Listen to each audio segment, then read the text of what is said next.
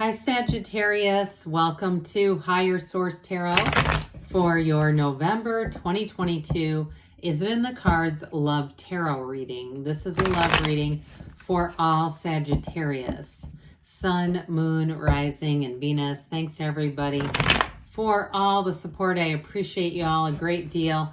I have had some inquiries regarding personal readings. I don't do personal readings right now because my schedule just won't support it with any consistency. But if that changes, I will make an announcement on the channel. And if you're new here, welcome to you. I post new readings on Friday, then again on Monday. So if a reading doesn't fit, come back in a couple of days. You can watch a new reading. And thanks to everybody for subscribing, hitting that like button, sharing and commenting. And if you like tarot and you like the channel, I'd love to invite you to subscribe to Higher Source Tarot. All right, what advice do you have for Sagittarius? Sun, Moon, Rising, and Venus about love, please. What does Sagittarius need to know about love for the best and highest good of all concerned with Sagittarius? Messages for Sagittarius about love. All right. All right, we will start here by drawing 3 cards to represent your energy, 3 cards for the person you're attracting, 3 cards in the advice. Your energy is the 6 of Cups, the Queen of Wands, the Ace of Swords.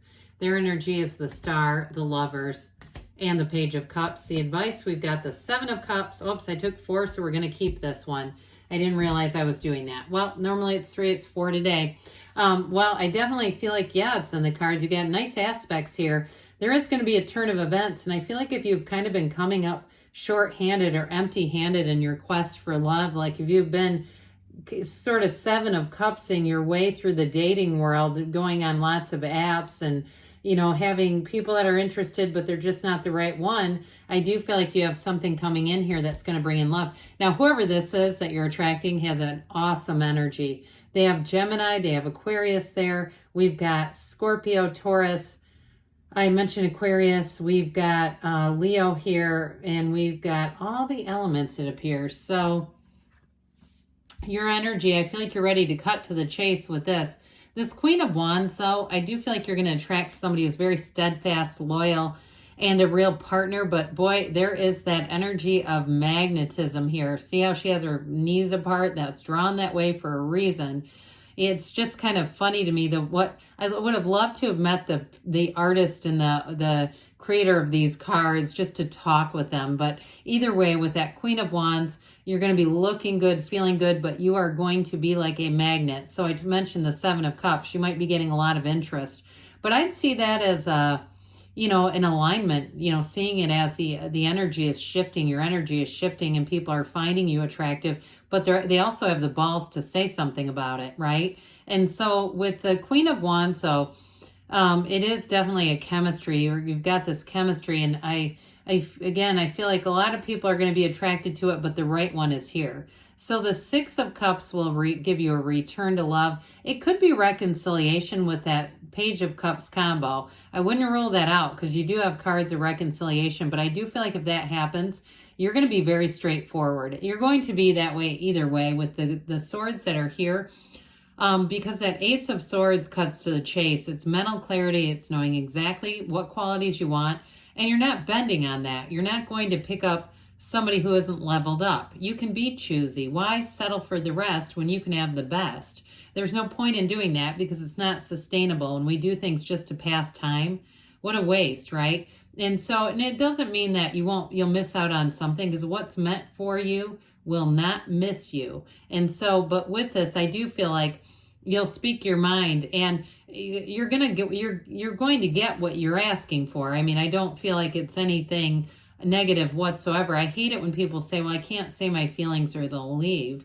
Well, my God, then that's not a relationship. Here, it's very open, it's honest, it's great communication. And with that 6 of Cups, it's also an energy of being able to trust again. It's that return to love or return to innocence before we've experienced all the lifetimes of negativity and the layers of other people's drama and toxicity. That 6 of Cups has you in that reciprocity. being able to give and receive love easily. It's knowing each other's love languages and intentionally trying to match them, okay? So I feel like you're going to love whoever this is. My gosh. Is it in the cards? Of course it is. So this person may be a bit of a romantic with this energy. Now they might do it a bit, and I don't want to say secretively, but I feel like they're not going to be the kind of post or person that posts things about your relationship and constantly calls you babe on social media. They're not that, but I do feel like it's almost in a private way. There's something about their intimacy that's almost sacred. You know what I mean? They don't want to be flashy and making sure the entire world knows about it. And especially something private like a nickname. I just don't see them putting that all over, the announcements, right? The daily announcements. But I love their energy. They're very committed. There's a soulfulness about them. I get somebody playing like an acoustic guitar, or maybe they're just a musician in general, but I do get this, or maybe they just like it. Maybe they like John Mayer or something like that. But with this, it's definitely a very loving. There's a potency here though. And so with the star energy, like I said, they're manifesting you. It's somebody who cares about their life too, though. They care about what they do. They're very intentional with their commitments. They're the kind of person, if they make a commitment, they follow through. They're not the friend that doesn't show up to parties and dinners and all that kind of stuff.